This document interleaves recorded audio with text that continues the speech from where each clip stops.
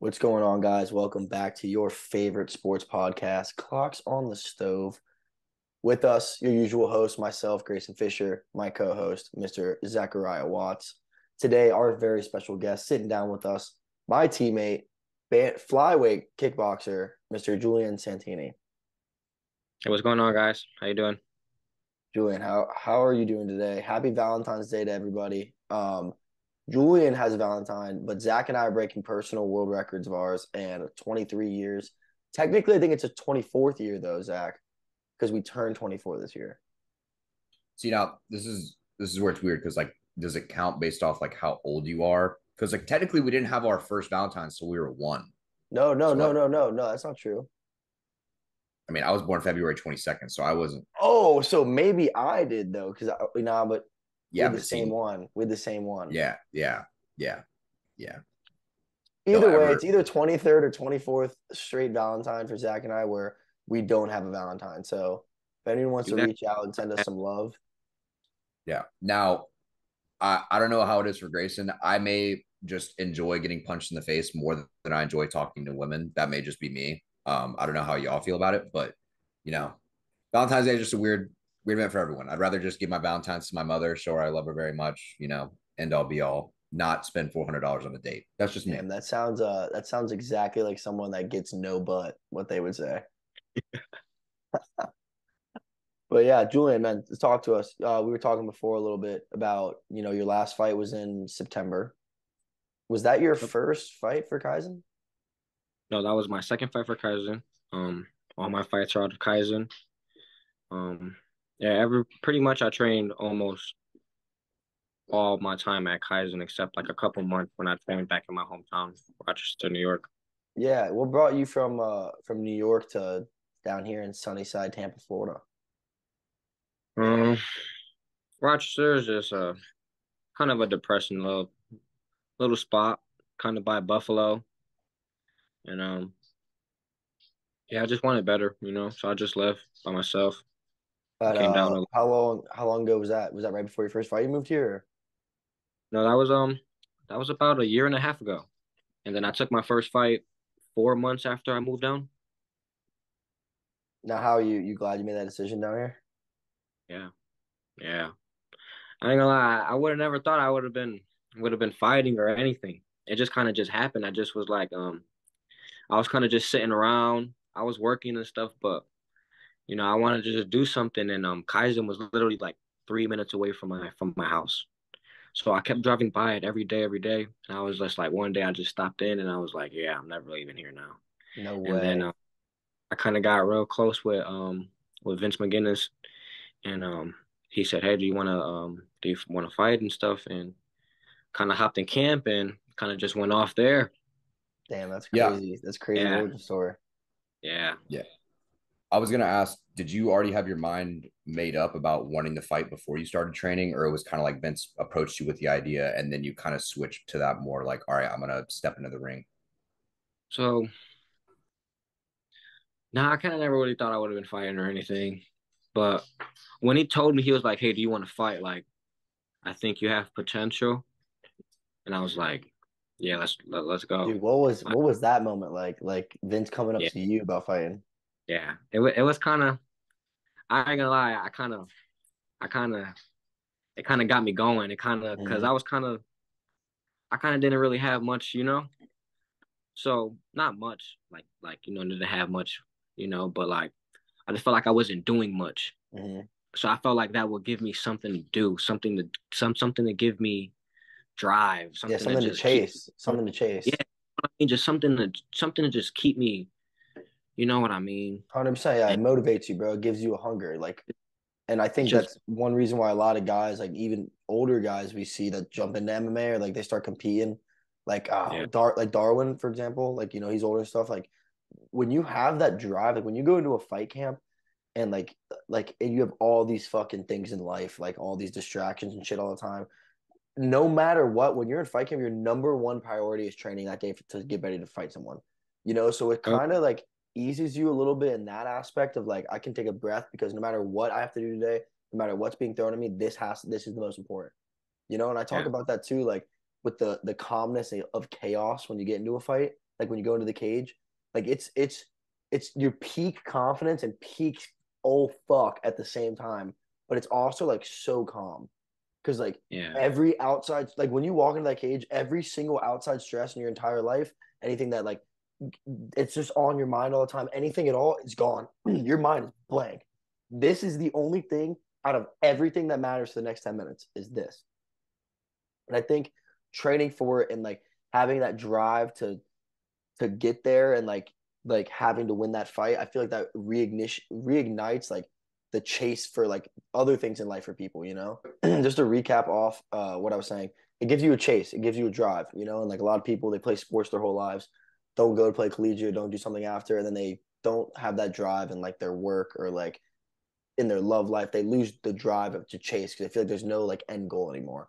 And I feel like when you fight again, or even if you get into any sport, you know, I'm huge on people playing sports in general. You get that drive again. You learn how to chase something, and it shows in every aspect of your life. You know. Yeah. 100%. Yeah. So it was funny because Grayson brought up like some of the older guys like Darwick who have been there for a while, and it was funny because my first practice at Kaizen was a Muay Thai practice, and my assumption going there was Grayson was gonna be like, oh yeah, we're gonna work together, we're gonna have a good time. Grayson just doesn't partner with me, just throws me to the wolves out there, and I'm like, okay, like this should be fine. Dark was in the middle of a fight camp, and I did not know this, and I had never really held mitts before. Dude, this man gave me the biggest hematomas on my forearms. I was like, I just fractured both my arms my first practice. I was like, this is my welcoming into Kaizen. But yeah, but you see him on the street, and you're never gonna be like, this guy's gonna whoop my ass. Yeah, he I had mean, little glasses on. He Yeah, looked like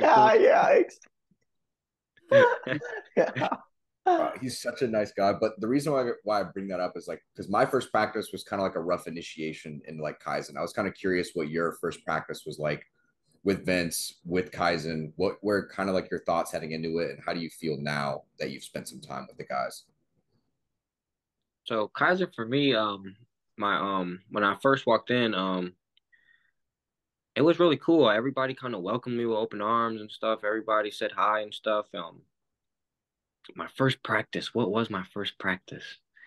Um, I think my first practice was just a regular bang Muay Thai practice. And I think the next day it was like a sparring day. And I told Vince, I asked Vince if I can spar. And he let me spar. And Your I was second going day. my Your second second day, day. yeah, my second day. And it was like, yeah, if you really want to, but like the classes were really small. Like the classes weren't like this. And it was They're like it was huge like now. more it was like more smaller guys, you know, and I think Darwick was like the only bigger one. And I think Ron Williams, they call him RJ. And I think he was in fight camp for I think his first fight or his second fight. And I don't know, I think like the third round I went with him. And yeah, he put it on me and yeah, it wasn't it wasn't good. It was the And he's first so time you like smooth. felt getting your ass beat. Yeah, for sure. I was like, wow, this is what it feels like. These are these Florida boys down here. Yeah. No, dude, like when people are like, yeah, like I see red, or like, dude, like I can't. I've been in fights, like I could take that shit. It's like, no, you've No, never. That is the shit that you need right there. humbling. Yeah. Yeah, That's when you Like, go, you get out of practice, you sit in your car, you don't drive, you don't turn it on, you just sit there in dead silence, and you're just thinking about life. yeah. You're just like, is this my purpose? Like, what am I supposed to do on this earth? Like, you're just fucking like, fuck. Yeah. So that's how I was good. That's what I was doing my first fight camp. And like coach would tell me like you gotta go hard. Like this isn't like you can sit here and touch play. Like go act like this is a real fight, you know? And I remember like my first couple of times actually getting popped, you know? Mm. Like actually getting popped. And it's like a difference from just regular training and just playing around sparring and like actually like in camp and in that zone. And it's a different type of feeling. It's a different type of it's so different, you know. Only a person that been like that did it would kind of know, you know. It's like real. It's real as fuck. It's real and it's like it's such a it's such a drug like that. Adrenaline is like it's that's the best feeling in the world. Yeah. Yeah. Yeah. They talk about it in other sports. Like they say, your first football practice will let you know if you're a basketball player or not. Cause like Yeah. in a sense, like for a fighter, you have to love it. Like you have to love getting hit or you have to be Yeah. built different. Cause like Yeah. there's no one that just like gets punched and like, oh yeah, I wouldn't mind dealing with this. It's like, nah, you No, gotta no, like, there's a couple crazy fuckers that actually are like that Yeah. though. But one of the things you touched on is you said practices now aren't anything like they were from the beginning. Can you just talk about kind of the growth of Kaizen, maybe not just from your own standpoint, but kind of like the training environment? Because from when I went there or started going there, there was even a growth from the new year. Like I saw like 5, 10 more faces Yeah. coming there that I hadn't seen before. What has it been like just watching not only yourself grow, but your camp grow as well? So the thing, none of the classes have actually changed. Like Vince McGuiness is like he's so high level that like the classes I don't feel like the classes will ever be like lower level than like any other gym. But like I feel like we're one of the most growing gyms probably that's going to be out of Tampa, Florida. 110%. And I Which feel is like crazy that should too. happen. Yeah, like I've been there for a year and a half, and like Pad Thursday, we would literally have, especially like when I was going, we would literally have some days it would be 20 people, but like some days it would be 12 people Well, sometimes, you dude, he know? said last Thursday he was thinking about getting rid of the class. Yeah. And And then there now was look, maybe 50 people there. look how many's in there. You whole Yeah. classes got like 5 times, 10 times more space now, Hmm. you know? And that just tells you like it just tells you how high things are moving, and I can't wait to see it in the next 5 years. What do you think? Yeah. What do you think it was that sparked that? I mean, obviously, Vince is a bang Muay Thai black belt under Boss Ruben. That's pretty fucking legit. Alon was in the UFC. But like, I think the social media presence they do is fucking spectacular, and it's literally what Yeah. you do to grow a business. But what do you think from like what you saw that like spiked that growth?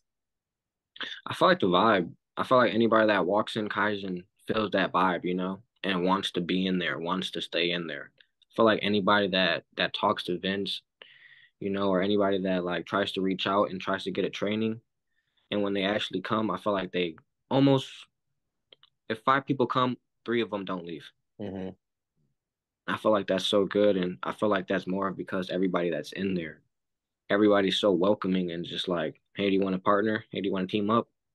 Yeah, Girls, older men, anybody that walks in there, it's so welcoming. Yeah. that's one thing I try to tell people like all my friends will like, dude, I want to train so bad, I want to train so bad, and then when it's the time to pull up, like I'll tell them come to this class, I'll work with you. They shit their pants because they think like, Yeah, oh, I'm gonna go into an MMA gym and all these people are just gonna beat the shit out of me, and I don't really know what I'm doing, you know. But it's not yeah, like that at all. Like at yeah, Kaizen, dude, you could be a girl, you can be an older gentleman, you can be an older woman, you could be a brand new kid that's like 16 in high school, you could be a professional MMA fighter, and all five of those people can take the exact same class and all get something great out of it. That's what's exactly. different. You know what I mean? Like you can go at your own pace. He'll add things in for the fighters. Then he'll go over to the other people, show them more basic stuff. Like everyone can Yep, do the same shit and all be in the same class. Yeah. exactly. I think I think another thing that's good to point out is like you don't want to like instill the wrong idea of people saying like, oh, like you're not going to go in there and get your ass kicked. Like in a sense, you are going to have to work hard. Like you're going to have to get knocked down, humbled in some way or another, just because like if it was easy, everyone would do it. And like Vince tries to ensure he's pushing you to be the best that you can possibly be at any given moment. And that it doesn't matter like what level of fighter you are, like Grayson was saying. Like I've seen guys go in there and we did the exact same workout and I felt like they got 10 times more out of me. Like I remember when your boy Dom came in, Grayson, like literally 2 weeks after I came in there, and he asked me, he's like, so like what, you've been in here for like 2, 3 months? And I was like, no. I was like, Vince is just a great teacher. Like he knows how to like catch you on properly. Cause at first I was kind of like not deterred from the idea, but the fact that we would work like Holland 1 and Holland 2, like for 2 weeks in a row, I'd be like, oh, we're not really learning anything. But like the repetition is probably more important than anything, like in my opinion. Yeah, Like I loved just drilling repetition, like make it feel like second nature.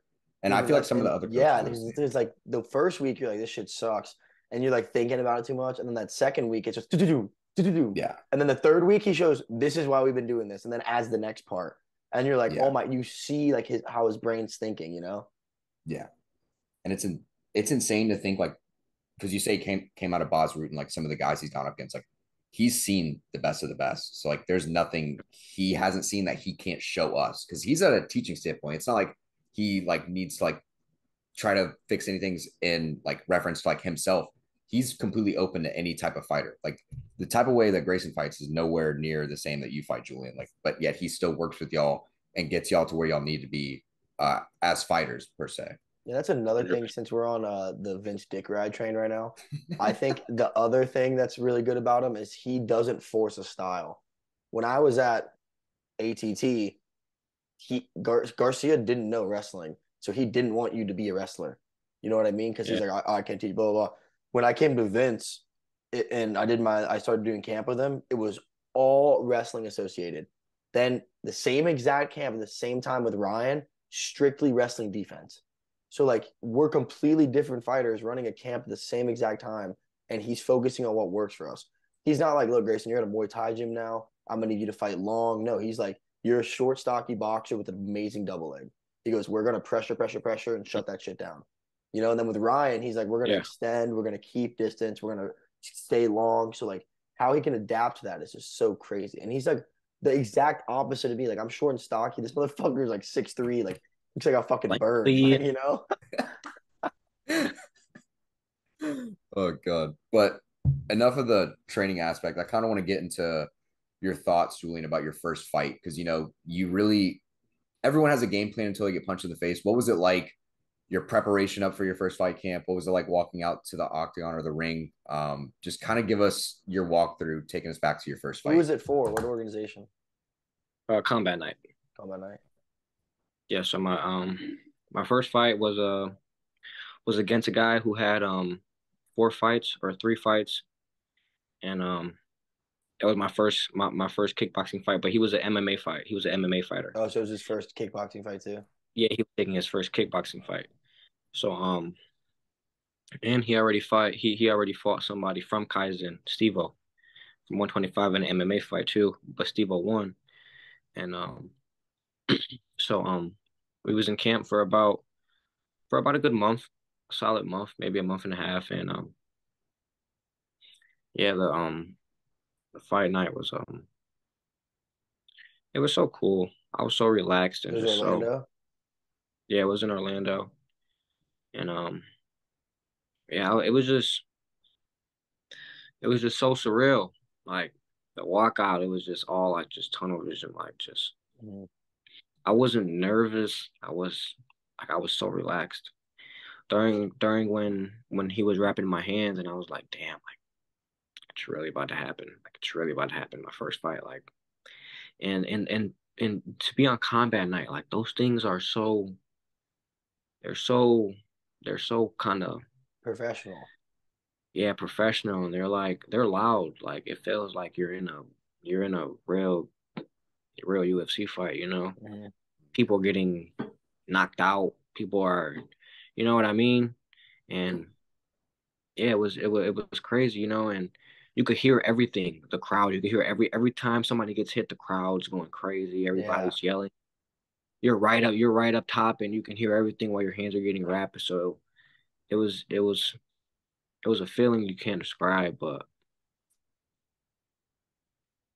yeah, How was going through warm ups with Vince? How were you feeling during your warm ups and stuff? I was sharp. I was so sharp, and I felt it. I felt it. I felt like nobody could, you know. Hmm. How'd the We were fight going. go? The fight went good. I felt like I won. I won all 3 rounds. Um, when first round when we first started, uh, I don't know, I threw a teep, but I kind of slipped, you know, and I fell on the ground, and I was like, damn, dude, this might not be good, you know, like my confidence kind of shrunk from like a 10 to like a 7.5, you know, Yeah. and so I got back up and I'm like, damn, I'm doing my thing. And he was a strong. She was a short, but he was fucking huge. His arms were huge, and so I kind of knew that. You know, I kind of got to stay a little taller, and you know what I mean. So when I fall, we start back up, and he comes in with a mean cross, and he hits me, boom, I was like, damn, this isn't good. This isn't good. And like 5 seconds go by, I'm there, and I'm like, man, let's just go. And I just went in, and I remember like everything kind of went black. As soon as I just stopped thinking, everything kind of just started just going. And yeah, yeah. Dude, you know what's crazy? And I was telling my friends when I was watching the fight this past weekend with them. When you're like in camp or like you're watching high level guys like practice and stuff, you're like, oh my God, like I have to be pinpoint technical, like boom boom, every motion, every movement. And then when you get into the fight, it's like I wouldn't say sloppier. I would just say it's not as like sharp as you think it is. Yeah, Like you can kind of brawl a little more, like I was thinking like, dude, if my takedown's not perfect, if every punch isn't thrown perfectly, my head movement, like I have to be crisp. It's kind of a little uglier when you get in there, yeah, like it's sure. kind of more of a fight. Yeah, for sure. Julian, in between is the break in between rounds the same as it is for It's a MMA, minute. Grayson? Yeah, it's 1 minute. Yeah, Yeah. 1 minute. What was Vince kind of like walking through? What was he kind of telling you in your first fight? Because I would, in my mind at least, I would think that he's not trying to get too technical with you, like trying to like make you think about certain things. So was he just trying to get you to calm down? Like what was his kind of like emphasis to you in between rounds? Um, he usually does he usually will back up. He wouldn't say anything for about like 20 seconds. He would just tell you to breathe, just take deep breaths and stuff. Take deep breaths, and then he would start going. Then he would start going, and motherfucker, don't let this guy run up on you, motherfucker, motherfucker, tell that motherfucker what's up, motherfucker, But funny one. So my first fight during back the second round, I was kind of rolling, second round, I was kind of rolling. And I went back to Vince and I felt like I had to throw up. Mm. Like my adrenaline was, my adrenaline Yeah. was so crazy. I felt like I had to throw up and I'm like there and I'm like, damn coach, I feel like I gotta throw up. He was like, don't throw up, motherfucker, don't throw up, motherfucker. And Alon grabbed me, like he like grabbed me by my arm and he was like kind of pushed me back and he was like, if you throw up, they're gonna disqualify you. He like just breathe, just breathe. So I kind of just sat back and I'm breathing there, I'm breathing there. And I had about like 30 or 20 seconds left just to just sit there and just breathe. And third round came and I was back good, but that was probably the God, most craziest moment. imagine if you would have lost because you fucking threw up. Yeah, dude. Oh my Dude, that would have been so gosh. bad. That would have been so bad.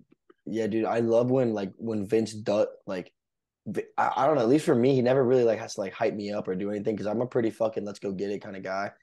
And I Yeah. remember after I lost my fight, there was a couple times in camp, like during a weight cut or like I had a really shitty day of practice. He'd light a fire under my ass, but usually he didn't really have to. And then I remember after the fight I lost, I remember going up there and I apologized to him. And I was like, I'm so fucking sorry. He's like, what are you sorry for? I was like, I lost. Like I felt like shit. He goes, dude, that was one of the most high level amateur MMA fights I've ever seen. He's like, you fought fucking fine. You made one little mistake. I think you took a fight against a good kid too fast because you were eager, but I think you're fine. Let's fucking get back into training. And Yeah. I was like, don't lie to me, bro. Like, actually. And Alon was like, he would literally have thrown his corner shit against the wall and cussed you out if he thought you felt like a bitch. And I was like, all right, that's a little more, it's a little more helping, you know? Yeah. Yeah. Oh yeah. Julian, so I know you're mainly in kickboxing. Have you worked with any of the other coaches that are there at Kaizen so far, or is it mainly just working with Vince and drilling with the guys? Oh no, I worked with every coach in there. No, I do a little wrestling. I do a little Yeah, wrestling. yeah, a little bit. But no, I gotta get there. I gotta get there before I can start, really wrestling in a real fight. You train with Brandon too, like probably the same amount of time, right? Yeah, Yeah. Can you? I've only worked with Brandon. I mean, I've sparred Brandon a fuck ton of times. He beats my yeah. ass. But what's like the difference when Vince like how Vince works and how Brandon works, like their styles and stuff. So Brandon's more of a traditional Muay Thai.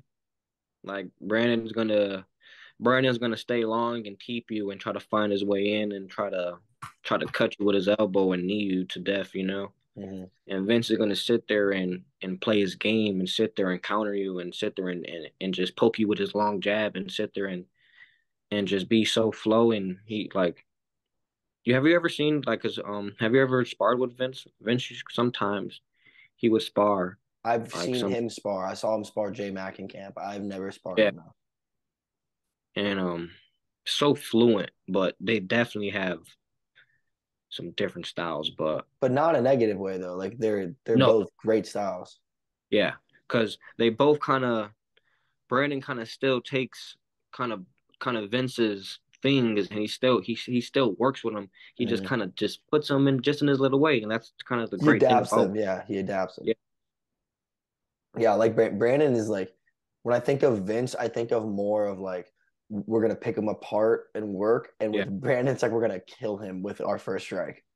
Like that's the yeah, way. Like it's like violent. Brandon is violent as fuck. So is Vince. I'm not knocking it. It's just yeah. like you said, it's more traditional. Like he's in there. I'm gonna chop your legs until you can't walk, and I'm gonna elbow your head until your skull's broken. Where Hmm. Vince is like, we're gonna counter everything you throw to the point you don't want to throw anymore. Exactly. Yeah, I could see that. Now let's go. So you win that fight. You chill for a little bit. You go into your next fight. Let's talk about that. What was it like now having a fight under your belt, having a fight camp under your belt? Getting seeing how it works and stuff rather than going into it, completely with So zero. yeah, my second fight, I took it a few months after my first one. I think 2, 3 months after or somewhere around there. And yeah, I was kind of working. I kind of started working a lot and stuff. And yeah, and my second fight, um, it was a good fight. We kind of went back and forth. Kind of felt like I did a little bit more, but they say he won on points. That he won on points and stuff. So Was it it was a good fight. split or unanimous? It was a split. Damn. Yeah, but Was he I a cool definitely guy at least? Like he wasn't like an yeah asshole? he was really cool guy. He kind of had some pop in his punch, but I felt like Nothing he like didn't really chalk. do anything. No, he kicked me in my leg a few more times than I did, and I guess that's what He didn't got him do the no fight. damage, no shine or nothing? No, I need him. I need him in his stomach. That they called it a low blow, but it wasn't a low blow. It was right there, and this happened in both my fights. Both my fights. For Like real? I need I need them so perfectly, and they try to say that it was a nut shot or they go down. He literally went down like, oh, I seen it in his face, and he went down, and the ref was like low blow, and I was like, no, it wasn't, no, it wasn't. I heard coach say, no, it wasn't, and Damn. yeah, I think like 10 seconds, the second round, and I tried to pour it on him, and the third round came. I try to let everything go, you know. And still kind of went in his favor. But I've yet to go to the third round, so I don't know yeah, what that. the whole fight, I didn't take not one step backwards. That whole fight, the Damn. whole fight. Yeah. Yeah, after my first fight, I remember I went. The first fight's the only fight I didn't. It didn't end in the first. And I remember going out there. This kid was tall as fuck. I knew literally not a fucking thing about the kid I was fighting until weigh-ins. So I go up there and he's like a 6'1" like light skinned kid. And I'm like, bro, what the fuck? So we go in there and I'm frozen. Like I'm at the end about to do my walkout. I couldn't hear a thing. I couldn't see. It was like it was like I wasn't there. I was frozen. I was just like, oh my God. We go out there, we go into the cage. I'm frozen. I'm just like, and they're like, you ready? You ready? Let's go. And I just stood there. I didn't move. I didn't move at all. I didn't take a step. I just stood there like this. And he's like walking up to me. He throws like 4 front kicks. None of them hit. And I say, fuck it. I just dive for a double. I don't set it up or nothing. I just dive for a double. He steps back and I catch him with a low single, like horrible low single. If he had any somewhat defense at all, I would have eaten an uppercut from hell. Like it was a terrible shot. I take him down and then I just destroy him. And we go back into the corner. And Mahmoud looks at me. He goes, we're not going to talk about how shitty of a shot that was. We'll talk about it after the fight. And then he goes into the game plan for the round. And I was like, yeah, it was fucking bad. Oh God. But Vince doesn't You're, let you sit in the corner, right? No, You have to stand. got you. Yeah. does he I say fucking why that is? Like, is there like a tactical advantage or to that, or is he just Uh, trying to get you to like not? He said to get you lazy for this next round. I mean, that makes sense. Yeah, I also heard it's bad for your bloods and your legs. If the blood's moving, keep them moving. Don't cold them and then get them hot again. Also, I feel like it's a mental thing. Like if I'm gassed, Yeah, why you say? if I looked over in my corner and he's fucking standing, you're like, fuck. Yeah, you're probably There's fighters that do that. Khabib never sat, I don't think. Did he? A few times, but The coldest ever is that Izzy kickboxing one. Have you guys seen that? What, against who? I don't know, but he's kickboxing. If y'all haven't seen this, bro, you're gonna need to look it up right now. He's he was on kickboxing. the road. Yeah, he's kickboxing some dude. The round ends. He walks over to his corner and then turns around and just stands in a stance. Doesn't get water. His coaches don't come in. He just stands there waiting to fight instantly and just stands there for 1 minute and then goes back and kicks his ass. So cool, dude. Who was it between Max Holloway and someone else where like they both was it Max where like they started to go back to the corners, then Max turned around, he's like, it was Max and Dustin. It was Max and Dustin. No, it was Dustin that initiated it. Yeah, Dustin stood up and there was still like 15 seconds left and he was like, fuck this, round 5, let's go. Max was like, yep, and he pushed his coaches away. Yeah. Oh my God. Or him and Ricardo Lamas, where they're like the 10-second clock goes off and he goes this, and when he's like, yeah, sure, they start going fucking nukes. See, I don't know how in your mind you just like agree, like, yeah, this whole game plan that I had going into it, fuck it, last 10 seconds. We're just gonna toss it all out the window. No, that's hard, bro. What? I would way rather do that than just do this for the last 10, just fuck it. I mean, I respect it. I just don't know how mentally you could just like, because dude, you get knocked out there. You could be one of the whole fight. If you went 14 minutes and they landed and knock you out, they're not going to knock you out in this. At least at our size, they're not going to just knock you out right there. I mean, tell that to Yair when he reverse elbowed what's his face. Yeah, but I'm not going to eat a reverse elbow, Zach. Did you guys see that Yair fight this past week? Yeah. Yeah, speaking of that, we might as well just get into some of the recent MMA news. Dude, I just caught the meanest fucking cramp in my hamstring. Yeah, maybe you should stand up for the rest of the pod. Oh, gosh. Yeah, I think Vince would tell you to stand for the rest of the pod. But anyway, speaking of Yair, I gotta admit, I low-key disrespected this man. I thought Josh Emmett had the power to get it done. I thought Josh Emmett was gonna win too, bro. Yeah, First round, Yair. He caught him away.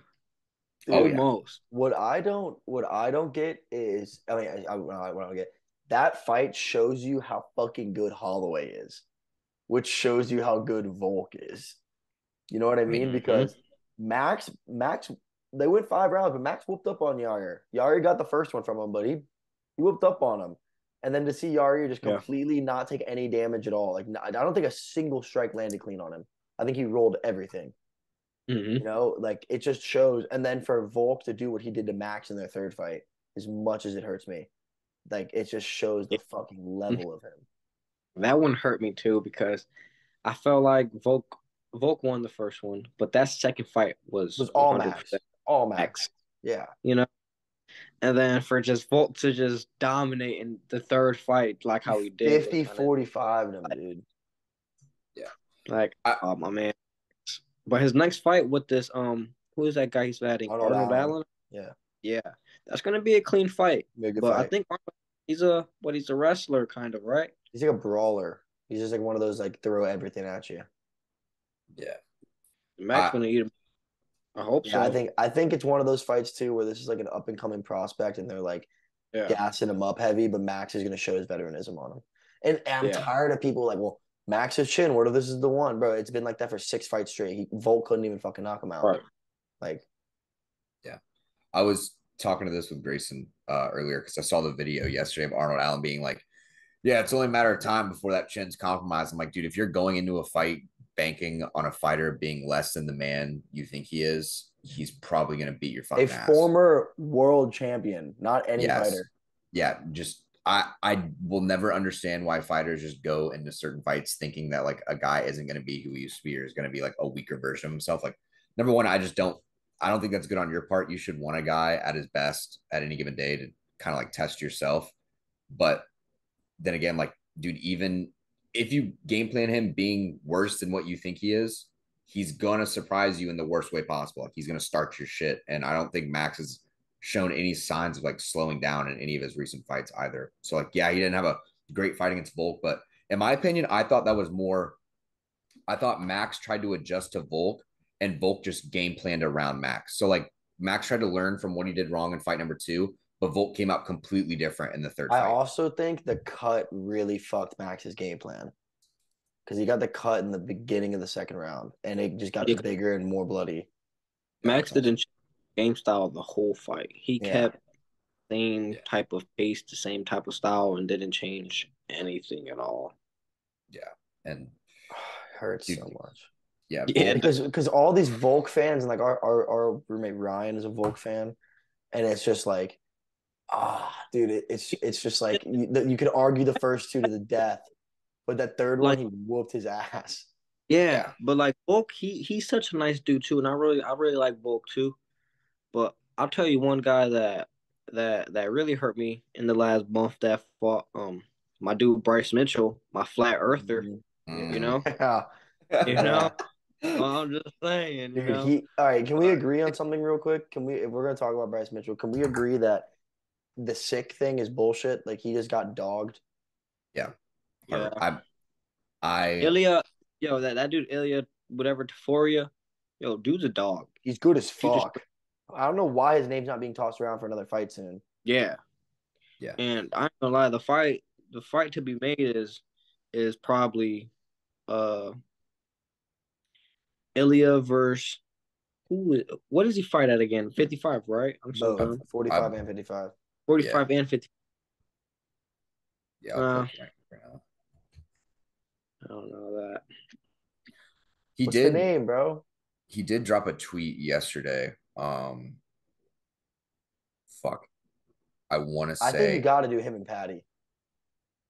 That's who I was thinking. Him or like Sugar or something, but I don't think Sugar's way too small. Sugar, he would maul Sugar. Yeah, he's probably good, dude, and he plays the heel really well.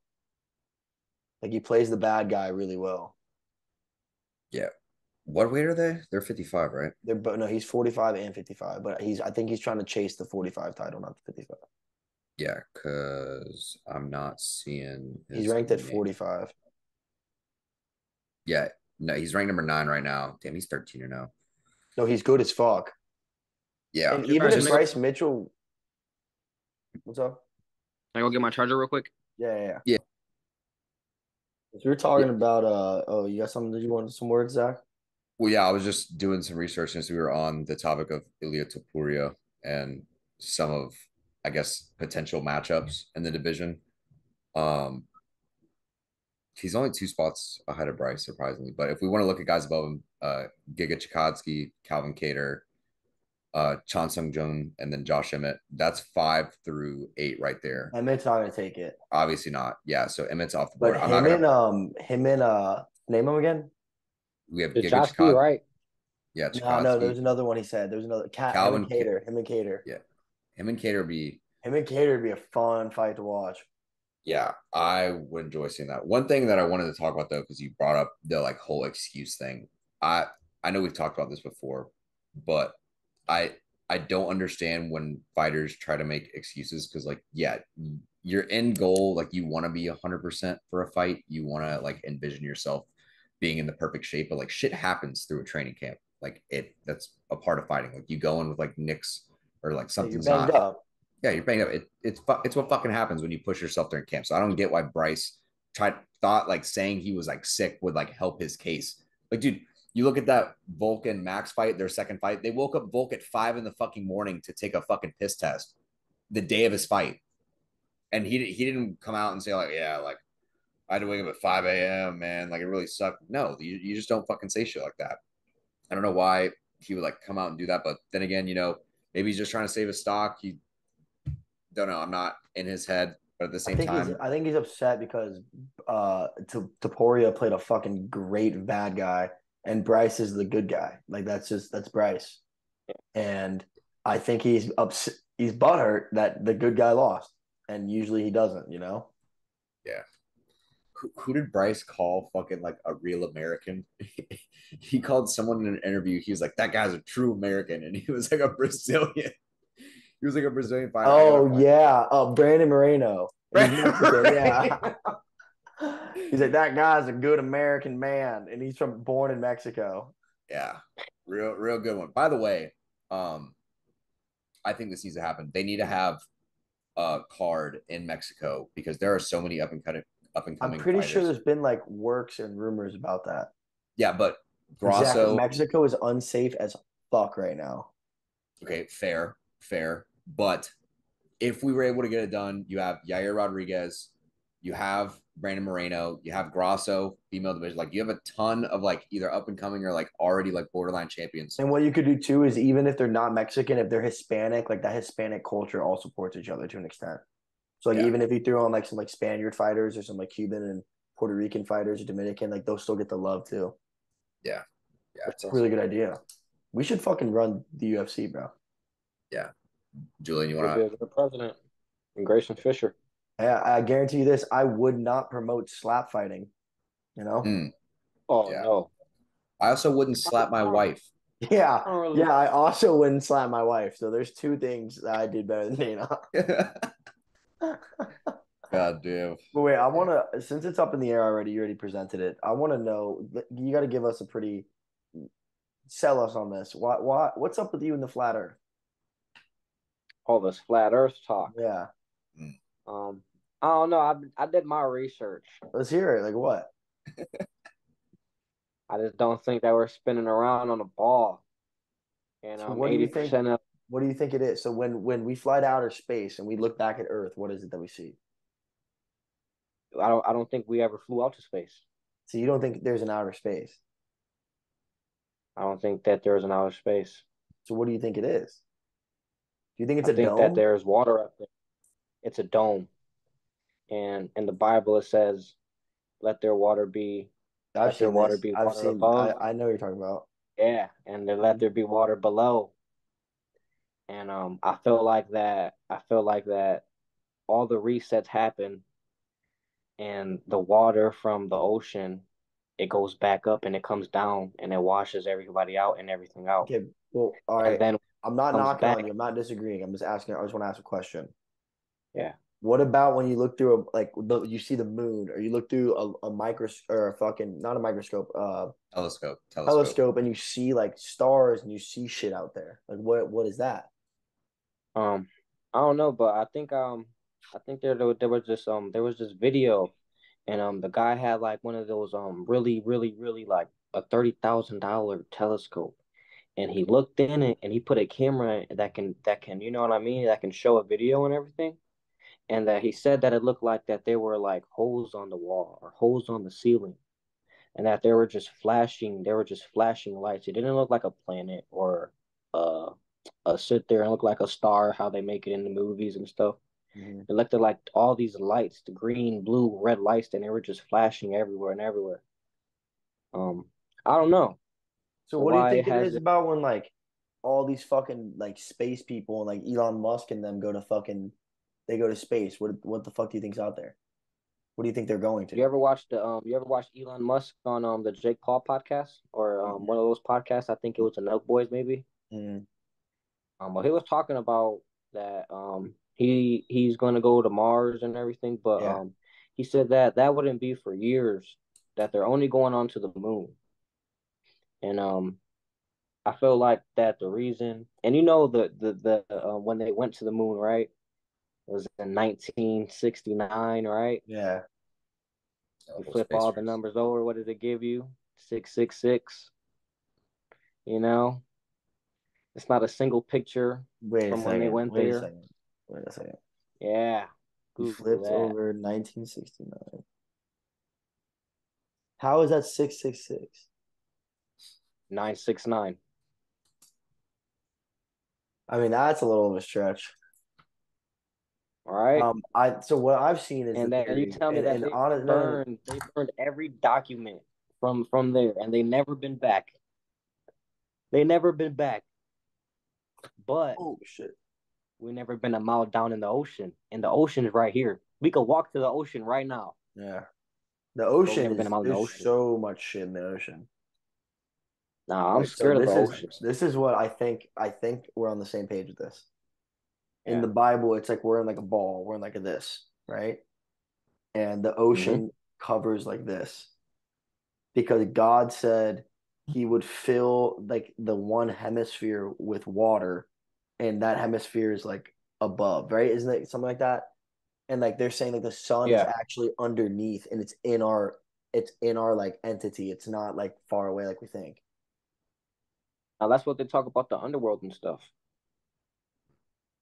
That the Okay. sun I goes just down think into the it's just underworld. like it is proven the earth's not flat though. I don't think so. I think it's You can proven that take you that can I think take that you can they've been take proved that dude, they've proven with like with lights and fucking those dots. two laser things, those Yeah, two and they're lasers, fucking curved. It's curved, bro. There's pictures from space. bro. No, dude. No, So you think dude. if we go then how oh my god, that makes no sense, dude. It's like Grayson's hurting my getting brain thinking yeah, about it. Grayson's getting mind fucked. I'm sorry to like bust your bubble, bro. But like Antarctica's an ice wall, and like I do think and, I and like, do I do have conspiracies, a lot of them, and I do dude, think Antarctica it's is literally, sus as bro. fuck. We got these little couple lands. We got these little couple lands. These little Russia, America, China. These little couple lands that's in the middle, just in the middle of the water, and it's just water. And you got everybody in Antarctica, and it's pictures from like 2019 in Antarctica that there's trees and there's life there. And if you've seen pictures in Antarctica, the sun is literally the sun. It looks so much closer.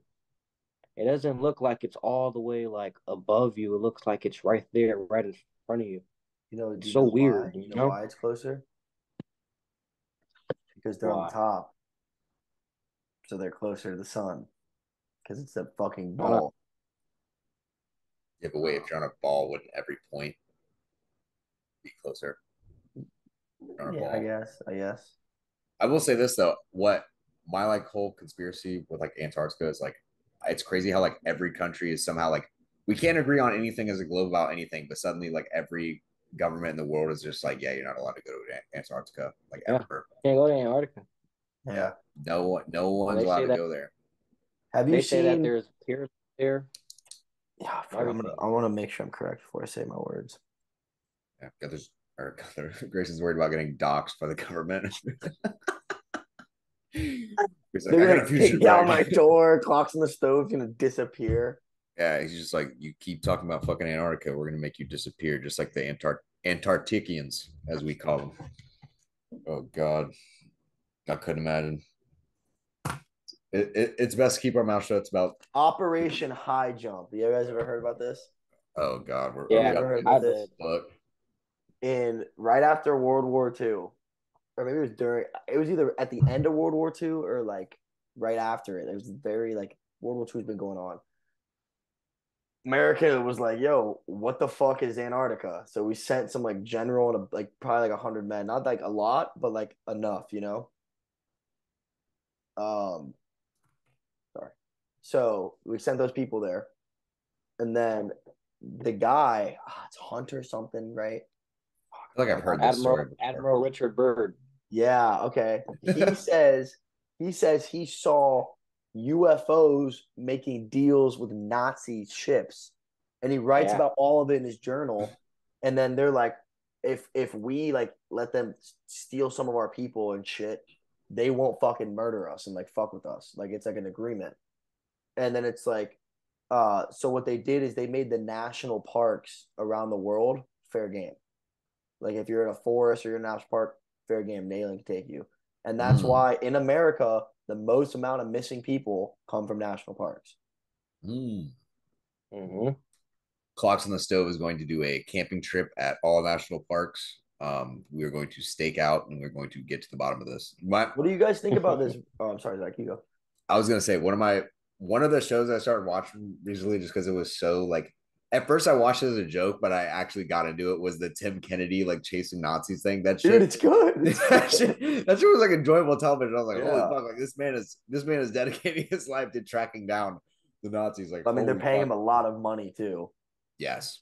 Obviously, it's Tim fucking Kennedy. Like you could just ask anyone to go find. No, but did you see Nazis. in his show they find villages in Colombia and Argentina of people that look like Zach, like pale, blue-eyed, blonde-haired people that speak German. Dog South villages. American countries. Dog villages. Look at the Argentinian national team. They have soccer players with blonde hair and blue eyes, and you're telling me that they're just like, oh, I'm a natural born Argentinian. Like, no, the fuck you're not. Yeah, dude, No, it's the fuck you're fucking not. crazy.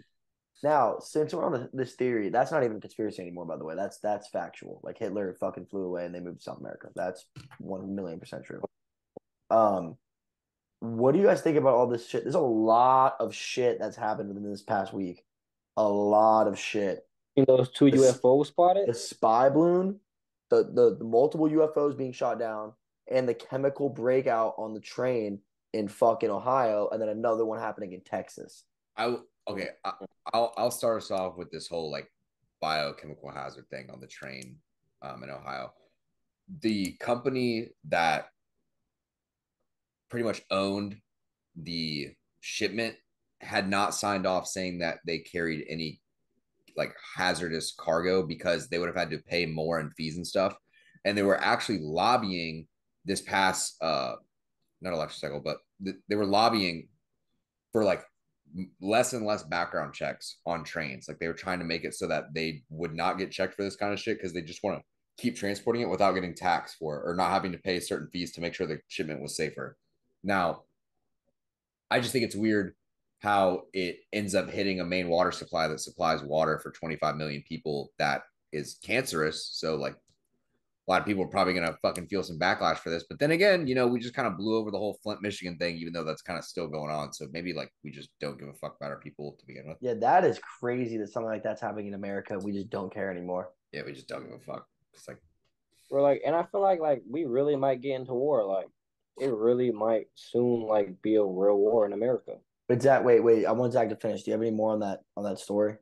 Outside of that, I was just gonna say like I was reading something earlier about it's like the complacency model where like as long like you can struggle as much as you want, but so long as you survive, you're not gonna bitch about it. Like you're just unless Yeah, it's but like people aren't surviving this fucking this yeah, but not explosion. enough. Yeah, but not enough. Apparently, not enough. That's literally how it is. Just not enough. Like It's everyone, also weird how there's no media coverage on it at all. of course At not. all. Maybe that's our job. I'm not trying to die. I'm sorry. You know what they say? The highest award in journalism is a bullet to the back of the head. So keep that in mind. What do you think about this situation, Julian? Because I know you've definitely done a little bit of homework on it. I think it's. I think it was all set up probably. So you want to hear what I read? I Mm. read that the reason that all this crazy shit's happening, like the UFO shit, the balloon shit, the train shit, is because also, mind you, another thing that's not being talked about enough at all is all the Twitter execs are on fucking they're in the Supreme Court right now getting roasted. Mm. That's been happening, and I haven't seen any coverage of that at all. And I've seen a couple clips, and they're just like, "This is so fucking illegal what you guys got away with." None of this shit's being shown, and I heard and I read the reason why it's happening. It's like being covered up is because they're about to drop the Epstein's flight list in the Giselle Maxwell case. So all these What? super fucking powerful rich fucks are just making all this crazy shit go on so that when it gets leased, it'll just fly right over it. Mm. The one thing that I was worried about recently that I felt like hadn't been getting covered, it's like having a certain amount of like produce farms like that house chickens have just blown up or caught fire recently. Yeah, And right. then suddenly just like the price of eggs is like through the fucking roof. Like personally, Did I you might hear? just what were you Did saying, you hear Julian? about the? It was a farmer talking about how the chickens weren't eating and they weren't laying Yes. because I the, just saw the this. I food just saw supply this. Purina. Yeah, it's What like one or two main supplies, and they're both owned by this one major source named Purina. And every time that they were feeding the chickens weren't eating and they weren't laying. And then when they changed the food supply to a local breeder or to a local feeder, the chickens started laying again. damn. Yeah, Yeah. because I So another thing I was reading, The food um, industry. Sorry. yeah, the one thing I was gonna say is I was reading that a lot of the like supply chains that are getting cut out are because they're not part of like they're independently owned, like they're not part of a bigger like conglomerate. So like they're trying to like weed it out, like they're trying to just like slowly get rid of them by like shit like that. Like they fuck up the feeding supply. Like to be honest, how much can a local supplier feed an entire like farmhouse? Like They can't. it can't. So it's gonna fuck them at some point. Now we may be getting too on the nose with some of these things. So maybe we need to throw in some dumb takes here or there because last thing I need is to wake up in a military silo. Just saying, we're gonna a little too speculations. Okay, well, we can go to real life. We can go to factual stuff. The food industry, like meat industry in America, is one of the most beyond fucked things in the world that gets no coverage or talked about ever. Yeah. And we breed animals to be born just to kill them, and we shove millions of chickens in a fucking 10 by 10 room and just steroid them the fuck up so they give us more chicken. Like it's so fucked. Now, am I gonna quit eating meat? Absolutely not. If they're gonna do it, I like. If I stop, they're not just gonna stop doing it, you know. Yeah. But it's so fucked. It's super fucked. The other thing I think is super fucked that is not a conspiracy is fucking zoos and anything that anything that houses wild animals that isn't rehabilitation. Fucked. It's fucked. Yeah, it's glad. I am glad that this circus is like falling out of style. Dude, like Tiger King is what fucking set that off. Yeah, it set a lot of that shit off. Yeah, I'm glad that the whole like circus industry is dying because like now, when I say circus, I do feel for like the performers and stuff, like the human performers that like train and practice that kind of stuff. But like watching a fucking bear get like slapped around with a stick just so it can stand up on its hind legs and balance a ball on its nose, like I'm not a big supporter of that. I kind of find that very heinous, and I'm not gonna stand by and support that. Now, I'm not gonna also stand here and act like an animal lover because I just ate a chicken quesadilla and I fucking loved every second of that shit. There's a difference of eating an animal and abusing an animal. There's a fucking difference. Yeah. You know? And the problem is you can't sit here and tell me that if there's tigers in captivity or there's any big cat in captivity, oh, it's fine. No, dude, those things run hundreds of miles a day in real life. And then you're putting them in 25 yards of grass. Like that's so fucked. It's so fucked. I mean, and now listen, I understand there are certain universities and stuff that rehabilitate animals. Like they'll find a dude in fucking Texas that has all these tigers. They take the tigers back. They can't just let those tigers out in the wild to get fucking murked. You know, they have to train them how to do it, and then they let them back out. That is cool. But even like Busch Gardens, I don't even really fuck with that. I don't even really fuck with that. Roller coasters? No, I fuck with the roller coasters. I don't really fuck. I don't fuck with the fucking animals, dude. Like rhinos and shit. I don't know if I fuck with that. Damn. This thing is snakes. Dude, snakes. You don't like snakes? You're scared of snakes? I don't know. I'm not really scared of them. But like, I don't know. I just don't like the way they look. Dude, I'm kind of intrigued by snakes. I was never like the way they move, it just but have you ever like held one and like seen it like do its thing? It's fucking cool. Yeah. Nah, I'll never. Reptilian. The shit that scares me is fucking gators and crocodiles. Yeah, Gators. That is my biggest fear. I'll take a shark on before a gator, bro. Yeah. What? Dude. Yeah. Oh, 100%. Take a shark on before a gator. 100%. 100%. Dude, even if you outran a gator, it can come on land. There isn't a safe spot for you. Like it's just fucking. You climb a tree, the bitches jump like 20 feet. Yeah. Like, oh my god. Answer this though. Yeah. Would you rather fight the gator on? Because if you fight a gator on land, you can almost survive. You know. Yeah. No, I'm not fighting a gator. If you fight a shark in its water, you're dead, bro. Yeah, but dude, the majority of sharks accidentally nip you because they think you're food. Now, there's an occasional rogue shark that's going to eat you just because it hasn't fucking eaten. But a gator will kill you just because you're near it. It won't even eat you. It'll just fucking kill you. Yeah. Dude, the videos I've seen in the Everglades of just people being like Florida people, like I'm a proud Floridian, but I'm not like a Florida man. Yeah, no. You're not a Florida man. Yeah, because I've seen videos of guys literally getting into like canals with like 8-foot gators and like getting up on them, like being like, look at this. This is making my feet tingle thinking about this. Yeah, no, like, dude, I could not imagine. Now, thank God we don't really have crocodiles. Like we just have like kind of alligators. But So, crocodiles are so speaking on that, there has been multiple crocodile sightings in South Florida yeah. within the I was past just year. yeah. Saltwater crocodiles. That I will take on any gator and I'll take on any shark before I ever. If I was swimming at the beach and I saw a fucking saltwater crocodile, I would. Oh my god, I'd run for my life. you can't. You're I'd, dead. And also they're 16 feet long. So yeah. That's Well, the thing I is get, they're so much bigger. what did you say, Julian? I'm not about to get in the water anymore because I was just Dude, swimming at the yeah. beach like, hey. Dude, no, they've seen them in South Florida and they've been creeping up to Mexico. But our buddies Cam and Mateo went to Australia, and that's where they're like everywhere. And you can't even go on the beaches in Australia; like they're blocked off because they're like you will die. Like you can't go there.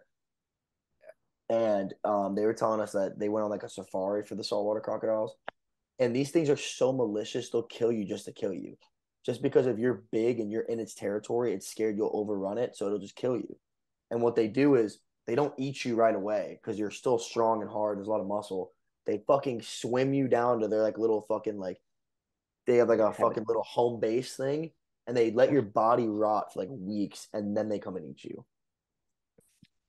You know, dude, I was reading this thing about kangaroos about how like they'll sit in a watering hole like up to like their chest and like invite you in to like come swim with them, only to drown you and kill you. It's like a very popular thing. I'm gonna look it up. It's like called like a certain phrase.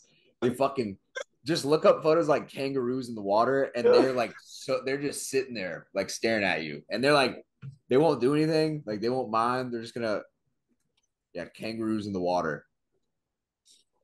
Bro, Yeah, dude, kangaroos, they're actually that like deadly. yeah, yeah, Bro, look That at this picture one. Look at this. and he just yeah, fucking bro. That shit's gonna fuck you. He is huge. That thing is going to Bro, imagine wipe that you. motherfucker grabbing you and trying to drown you. Yeah. Apparently, Yo, they it's do a it a little lot with funny though. It's dogs. a little funny. It's just like, what's up? Yeah, but apparently, it's like really common for like dogs. Like they'll, because like, Literally, first thing I see, kangaroo moment. Kangaroo tries to drown dog, and it's yep, kangaroo trying to drown a dog. yep. They just they're warriors, man. Everything in Australia is just not to be fucked with. The They're spiders, the not. They're not snakes. herbivores. I think they are. I think they just want beef. I This, think they're just straight smoke. Like they don't give a fuck. have you ever seen the video of the dude and it's like strangling his dog? He runs over to it. Just gives it a good Have you old seen right that, hook. Julian? Yeah.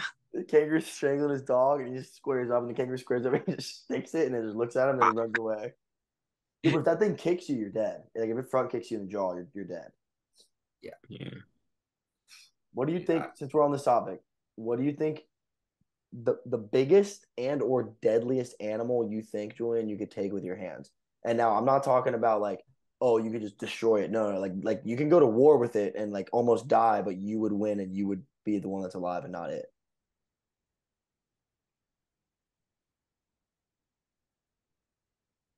I feel like me and one of those ostriches, like me and an ostrich, like I'll Bro, you fight that thing better to be the able to fuck up an ostrich. They're like huge I'll pussies. fight that thing to the death, bro. Dude, the entire continent of Australia lost a war with them. With fuck. Wait, what? I don't know this. You didn't know this? No. Australia went to war against emus and lost. And When was lost. this? Give me the rundown. All right, all right. I'm just gonna look up Australia emus. Australia war on emus. Here it is. First thing that pops up. Also known as the Great Emu War, take place in 1932. It was a military operation that tried to like dim down the like population of them, and they fucking lost. So I'm trying to find out like how like they technically. So what happened was is all these emus were eating all the wheat crops. Like they were destroying pretty much the food for the fucking continent of Australia. So they were like, all right, we got to go out and we got to kill all these emus. Well, it turns out there's 20,000 emus that were like mobilized and just beat the shit out And of they all were these like, farmers. fuck you. Yeah. So apparently the Minister of Defense sent out a bunch of ex-soldiers to like take them down. and they wasted 10,000 rounds of ammunition and ran out of ammo, and the emus fucked them up. Well, these things just like fucking I don't know. the bullets. I don't know, but if 10,000 rounds couldn't take out fucking 100 emus, we're fucked. We're fucked. We're getting wiped. Kevin Hart said it